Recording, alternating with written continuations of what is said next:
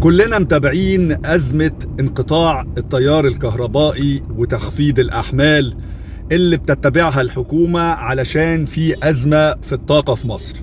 وكلنا عارفين إن كل محطات الكهرباء بتحتاج وقود سواء غاز أو مازوت. مشكلة انقطاع التيار الكهربائي عن البيوت والمصالح الحكومية والمستشفيات والمشروعات التجارية بتسبب خسائر ومشاكل جامدة جدا. عندنا طلبة بيمتحنوا، عندنا مرضى محتاجين أجهزة بتشتغل بالتيار الكهربائي، عندنا مصالح تجارية بتقف، البنوك إلى آخره.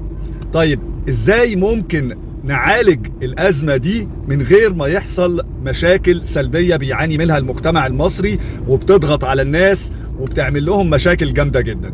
دلوقتي تخفيض الأحمال ده لمدة بتتراوح من 2 ل3 ساعات ممكن الاستغناء عنه ان احنا مثلا نخلي الاجازة الاسبوعية لكل العاملين في الدولة خلال شهور الصيف جمعة وسبت وحد. طب الناس هتقول لك ايه الاستفادة اللي هتعود على الدولة ان الناس تاخد اجازة 3 ايام؟ مش هيحصل ضغط على السولار البنزين وده هيخفف العبء على الدولة.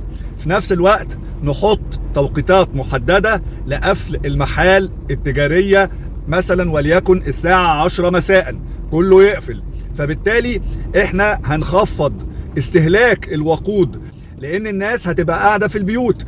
مصر فيها تقريبا 10 مليون موظف، ما بين 6 مليون في الجهاز الاداري للدولة و4 مليون في القطاع الخاص. لو الناس دي قعدت يوم الحد في البيوت اشتغلت وما نزلتش، الناس دي هتوفر استهلاك الكهرباء في كل المصالح الحكومية وكل المصالح بتاعت القطاع الخاص. مش هيبقى فيه ضغط على المواصلات، بالتالي هيتم توفير السولار والبنزين.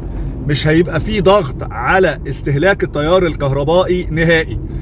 ده هيقلل الضغط على تخفيض الأحمال وبالتالي ما نحتاجش نقطع الكهرباء يوميا، لأن هيبقى عندنا 3 أيام الناس استهلاكها بيقل في الجهات اللي أنا قلتها، وبالتالي هنحفظ البلد من الضغط اللي بيحصل عليها ومن الضغط اللي على الناس اللي بيولد مشكلة كبيرة جدا في الرصيد الثقة بين المواطن المصري وبين المسؤولين في الدولة. فكروا بالعقل وبالهداوة علشان البلد دي بتاعت كل المصريين مش بتاعت ناس معينة بس.